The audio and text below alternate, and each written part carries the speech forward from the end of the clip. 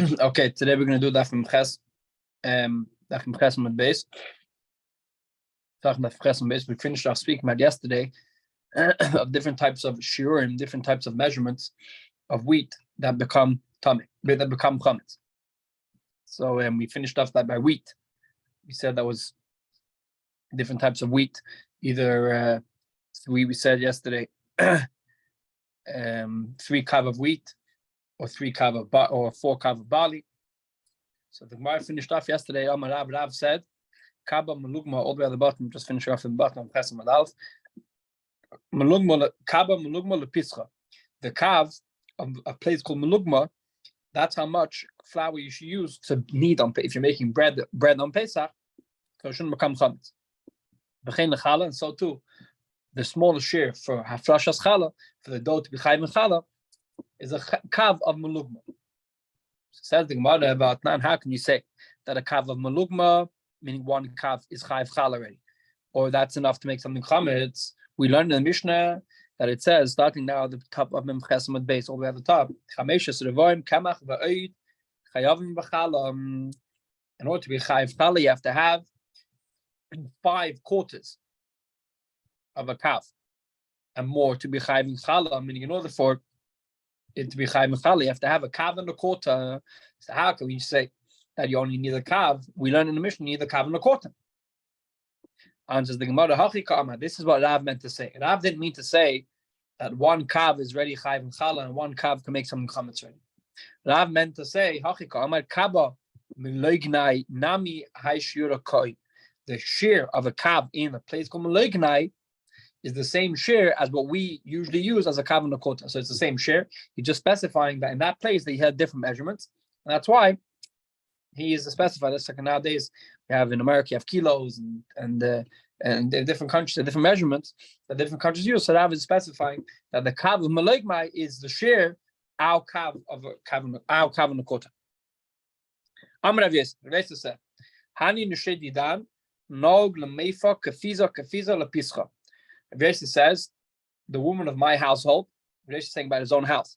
The woman of my house, when they cook their bread, they're machmir, and they wouldn't use more than 3/4 of a kav in each time. Meaning each batch of dough, there'll only be 3/4 of a kav. Even though we just learned now that in order to chayv chametz, in order for something to become chametz, it needs a kav and a quarter. Yosef says, in my house we're extra machmir, and they wouldn't cook any bread with more than 3/4 of a kav in the dough. Amala Abaya says, my daitich, why would you be so machmir and say that that even 3/4 of a kav might become chametz? You're telling me chumla, you're extra machmir? You're not being extra machmir, because chumla the asri they kuluhu. It's a chumra that's coming to kul. I mean, you're being machmir on one aspect. On the other hand, you're being mekel on a different aspect. Why are you being mekel? Because the mafka lo michal. Because if you're only making a dough, which is 3/4 of a kav, 3/4 of a kav is not chayv and chala, and therefore you're not being yetzer the chiyuv of chala. The chiyuv of chala we said before is a kav and a quarter, and by you being extra machmir for chametz and making the dough only 3/4 of a kav of flour, that's not enough for it to be chayv and chala. So comes the chayz, comes out you're avoiding the iser of the chiyuv of chala. So Amar Lei, so Rabbi Yosef answered back to Abaya that in my house, even though we used 3/4 of a kav, we still didn't avoid the iser of chala. Why? Because the avdan could have we do like Rebbe Lezer. What do we do like Rebbe Lezer? Ditnan says like this. Rebbe Lezer says in the Brayso on the Mishnah that if you have 3 different types of dough, meaning you have 3 batches of dough, and each batch doesn't have enough in that batch to be chayv and chala. So what do? So they're not chayv and chala. What if they touch each other? So if they touch each other, the Rabbanan say that they're not mitzayef to each other. I mean, even if you bake them, you put them in the oven, and they end up touching each other, they're not chayv and chala still. But Rabbi Lezer says, you could put your small batches of dough into the oven, and when you take them out of the oven, take them out of the oven, and put them into a basket, in the same basket, and hatzal mitzarfam lachala. The basket is mitzaref them for chala. The basket makes them into one entity, and since the basket makes them into one entity, now we don't look at them as 3 separate three separate batches of dough, we look at it as one batch of dough, which is one big batch, and it's chayim and challah. V'amar Rabbi Yehuda Amar Shmuel. Rabbi Yehuda said in the name of Shmuel, halacha kadei that we paskin like Rabbi Elazar.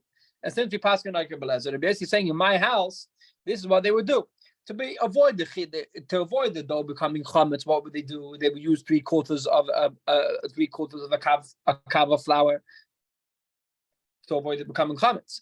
3/4 of a kav of flour isn't enough for it to be chayim and challah. It's very simple. They would bake it 3/4 of a kav. So now they got rid of the shash chametz. Once it's baked, they would put it into the basket all together.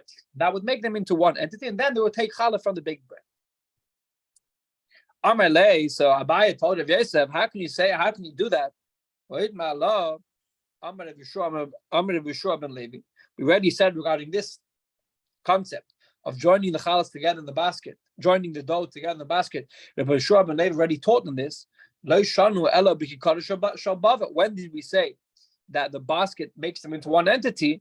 Only regarding the loaves of bavel. Why? Because the loaves of bavel, meaning a certain shape, they will make them in bavel. There was like more of a bagel or pretzel type of thing. So if you put in one basket, they would eventually tangle together and become one entity, become more combined.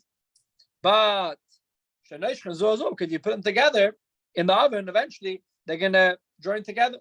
But if you have long baguettes, long and thin baguettes, so then if you have long and thin baguettes, it's not going to join together. Just like an oven others. If you have challah, so if it's a thick bunch, a thick piece of dough. So if you put them in the oven, a few thick pieces of dough together, there's a big chance they're going to rise in the oven or spread in the oven and join together. But if you put loaves, very thin sticks in the oven separated from each other, they're not going to join together. So if so, how can you in your house, since your house is when they make challah, it wasn't in the base of it wasn't in bavel. So therefore, you probably cooked the challah in a way that if you put them in one basket, they're not going to join together. Answers the Gemara. My Lord, if Yosef already answered that by, we already learned of this. Amar Rabbi Chanina filo ka'achim. Rabbi Chanina said, so that was Rabbi Shua ben Levi's opinion. Rabbi Chanina says, even if you have long and thin stripes of dough, and they're not going to join together, bagashmis, but since they're already in the same basket, so then they're already in the same basket, that's enough to count them into one entity, and that's why in my house, we would make challah less than 3/4 of a cup to avoid the isra of chametz, and then we would join it, put it in one basket, that would join them together, and then we'll take challah from there. But Rabbi asked the question regarding this concept of the challahs joining together in the basket. Tabla she'ein la levizvizin. If you have a tabla, if you have a sheet or a tray, but the tray doesn't have any shield around it, meaning it doesn't have any surface, doesn't have any. The tray is just one flat piece of metal without any sides. Now, what's the din? Do we say if you're going to stick the challahs into this tray, do we say that they become one entity, even though the tray, even though it's not a kli, it's not a vessel, because it's just a piece of there's nothing to join in together because it's just a piece of wood. There's no vessel of it to join them together. Or do we say no, that since on the same tray, that's already enough to join them together? So Rabbi Yirmiyah explains this question. Do we need to have the inside of a vessel to join them together? I mean, you have to have a vessel that has a ditch, and that's the category of a vessel, and only that joins them together? Or do we say no? Do we say that you don't need to have the inside of a vessel, you just need the air of a vessel? I mean, you just need a vessel, an entity, one piece of material, that they're all on the same piece of material. That's enough to join them together. So that was his question. Answers the Gemara, Teiko. The Gemara does not have an answer to the question. The Gemara says Teiko. When Mashiach comes, we're going to answer the question. Tanya, we learned in the Brayso, the Gemara finished up regarding this concept. Beleza says, Hasal mitzarfa. The basket is mitzarf them together. The Beshua says, no, the basket is mitzarf them together. Tanur mitzarfa. The oven is mitzarf them together. Rabbi Shimon ben Gamliel says, Ki karish or bavel shaneis chazuzu mitzarfim. If you have bread in bavel, which they're very thick bread, and therefore if you put them in the oven together, they're going to eventually stick together. So they're mitzayef to each other together, even if they're not in one basket, even if you just put the separate trays, since eventually you can touch together, it's counted as one entity. So now we finish with the sugya of challah, going back to the Isser of chametz. Says the Mishnah, Gamliel says, Shalish nashim lashis ba'achas. If you have 3 women using one oven, so they're not able to put the bread in the oven at the same time. So what should they do? So Gamliel says, Shalish nashim lashis ka'achas. All 3 ladies can start kneading the dough at the same time. And they could bake in the same oven. Meaning the first one, when the first one is ready, she starts putting her bread in the oven. As soon as the bread is baked, the second one puts the bread in the oven, and when the second one is finished, and the third one puts the bread in the oven. Even though there's a chash that the dough might become chametz because the time it takes for the first one's bread to finish, meaning but the third lady, she's only putting her bread in the oven a long time after she kneaded her dough. Still, the Gamliel says no, they all knead the dough together. And we're not cheshesh that the dough will become chametz. That's what Gamliel's opinion. Chacham say, shalish nashim eskes bebatis achas. We can't have 3 ladies kneading each dough together because that's way too much time that the dough is going to be unneeded. So what should you do? Achas lasha. Well, they should do it like this. The first lady, she should start kneading her dough, and ba'achas echetz.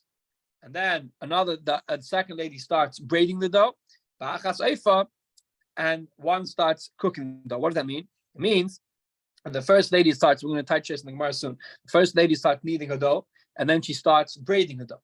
As soon as she starts braiding her dough, so then the second lady starts kneading her dough, and then it's basically like a chain. When she's finishing, the first one finished braiding the dough, she puts in the oven, and the second one starts braiding the dough. When the second one starts braiding the dough, the third one starts kneading the dough, and then when the second one puts her bread in the oven, the third one starts braiding. So eventually, basically, each one starts a step behind the other. There's 3 stages in making bread. One is kneading the dough, the second one is braiding the dough, and the third one is baking the dough. So the third one starts kneading when the first one is finished baking, and therefore there's no chash. They're going to become chametz because each one is basically cooking regular, just he's starting a process later. The Kiva says no, even this won't work because not all the ladies are equal, meaning not all ladies are able to knead the dough in the same way, same time span, and so too not all the wood that you use for the oven is. You have some times that it cooks faster than other ones soon, and not all the ovens are equal, and therefore his solution is this is the rule. Tafach. If you see, if one of the ladies sees that her bread is starting to blow up, is starting to become chametz, she should dip her hand into water, cold water, and make the dough wet. Because if you make the dough wet with cold water, it's going to stop it becoming chametz. So what's this all about? Let's see. Says the Gemara Tanna about we learn in the Brayso like this. Lasha, he mekatefes. The first lady, when she starts kneading a dough, after she starts kneading a dough, she starts braiding a dough. As soon as she starts braiding a dough, lasha tachta. Let's say you have 3 ladies. You have Sarah, Rivka, and Rachel. Okay, so Sarah is the first lady. She starts kneading a dough, and let's say. Start kneading a dough. Then she kneads the dough and she starts braiding a dough. As soon as she's finishing braiding a dough, so then as soon as she's finished starts braiding a dough, so then Rivka starts kneading a dough. As soon as Rivka starts braiding a dough, finishes kneading and starts braiding, so then Rachel starts kneading a dough. So each one starts a stage behind the other. Then the first lady is finishing braiding, she puts in the oven, she starts baking. As soon as she starts baking, so then the second lady starts braiding the dough. And the third one, as soon as the second lady starts braiding the dough, the third one starts kneading, starts the whole process. Then the second one, he bakes the dough. Then eventually the first one bakes the dough. Then after she finishes baking, then the second one makes the dough. And while the second one's baking, the third one is busy braiding a dough. And then they just basically take rotas, go on and on until they finish the whole all the chal they need to make. Because as long as they're dealing with the dough, they're kneading the dough, they're taking care of the dough, it doesn't become chametz. So according to Chacham, this brayso goes according to Chacham Shita, that you can never leave dough hanging around without being kneaded or being taken care of. As opposed to Rabbi Gamliel Shita, who says that they all start the process in the same time. One's going to have to wait, or two of them are going to have to wait. We're not chesh for chametz. It's fine according to Rabbi Gamliel. Chacham say no, you can't leave dough hanging around without being kneaded, and therefore each one has to start the process a stage behind the other. That's Chacham Shita. Rabbi Akiva says, Rabbi Akiva says, not all the ladies are equal. What does that mean? Tanya, we learned Rabbi Akiva said, the Tanya of Rabbi Shmuel, I learned it from Rabbi Shmuel, and I told him like this: my teacher teach me. Did the Mishnah speaking about a woman who work very quickly, or so even ladies who don't work quickly can still do this process? Do we say it be'etzim lachim with wet wood, or do we say it be'etzim yeveshim with dry wood? Do we say it ba'atan ucham is it only in a hot oven, or is it b'tan or even in a cold oven, which takes more time to cook? I mean, does this process work all the time or not? They answered, this is what Chachamim told us. This is the rule. If you see it becomes chametz, it's time to rise. You should put in cold water. Meaning, Rabbi Akiva wasn't into making a whole system, because making a system won't always work for everyone. People might be slower than others. Therefore, you should just knead regularly. If you see it becoming chametz, then you should put it in cold water. Says the Mishnah like this.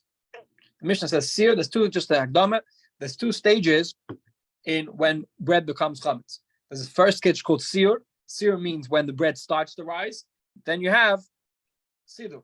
We're going to explain what that means soon. Siduk means when the bread already has risen, and therefore you chayiv for chametz. It says the Gemara, seer, if the bread started to rise, but it didn't rise completely, so then you if you have to burn the dough. But if you eat it on Pesach, you potter. Why? Because it's not complete chametz, it's only started to rise, and therefore you potter. Siduk, what if the bread rose completely? So then you therefore you have to burn. Then you have to burn it because it's chametz.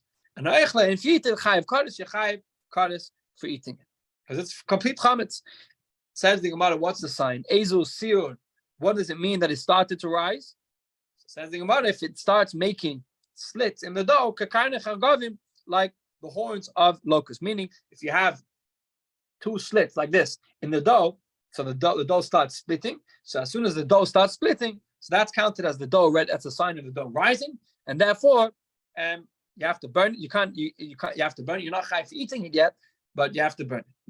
So that's the beginning. As soon as you see the dough starting to split, so then that means the dough starting to rise. Siduk, when do we know the dough has risen completely? That's when this ovas dakim zebazeh, when there's different slits inside, meaning there's an X, or the slits inside the dough are mixed with each other. Meaning the whole dough is basically slitted, and the dough is basically popping. That's when you know it's risen completely. Different Rabbi Yehuda, that's Rabbi Yehuda's words. The Chacham said, zebazeh, size seer and size seer. It doesn't matter if the dough started to rise or the dough finished rising. Chacham's opinion is that you're always chayiv kadosh for eating dough, even if it only started to rise. Ve'ezel seer, what does seer mean according to Chachamim?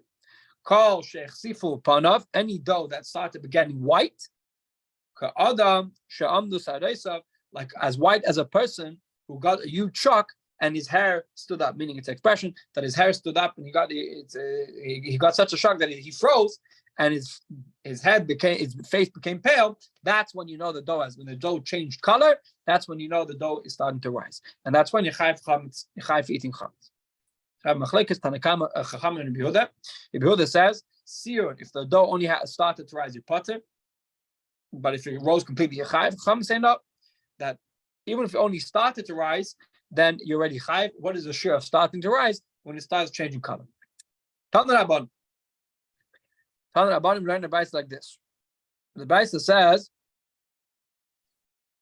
Ezel seer, what is seer? What do you mean when does the dough start rising? So the Brayso says, Kol sheichsifu panav ka'adam she'amdu sareisav. When the dough starts changing color, like a person's face who got a shock changes color. That's seer. Siduk, when is the dough finished rising, and what's the sign that the dough has finished rising? That there's a slit inside the dough. This is the words of Rabbi. Chachamim say, Ezel Siur, what is the sign of the dough starting to rise? When the dough starts slitting. Siduk, what is the sign of the dough finishing rising? When the whole dough now is slit, the whole dough is bubbled up. And if you eat side when the dough started to rise, or you ate the dough after it rose, you chayiv kares for each one. So now the Gemara asked, how can we say that? We learned in the Mishnah that sealed yisare, if the dough started to rise, you have to burn it. But if you eat it, you're potter. These words of Yehuda. So in this, we learn a brayso that in our Mishnah we learned that according to Yehuda, if the dough only started to rise, you're not chayiv for chametz. But in the brayso, what do we say in the brayso? In the brayso, it's mashma that according to Yehuda, you're chayiv kares even if you ate chametz when it started to rise, which is a contradiction. Because in our brayso, we say in our Mishnah we say that you only chayiv kares if it rose completely according to Yehuda. In the brayso, it's mashma Chachamim say, which is we think is Rabbi Yehuda, that or even if it only started to rise, you're chayiv kares, which is a contradiction. Answers the Gemara, the Brayso didn't mean to say that according to Rabbi Yehuda, if it started to rise, you're chayiv kares. It meant to say, Eima, Remeir, according to Remeir, Zeba, Zeh, chayiv kares, according to Remeir, who says, they gave you different signs of Siur, was when it changed color, and Siduk, when it starts having slits. According to him, you're chayiv kares for both processes, even if it only started to rise, and for sure if it rose completely.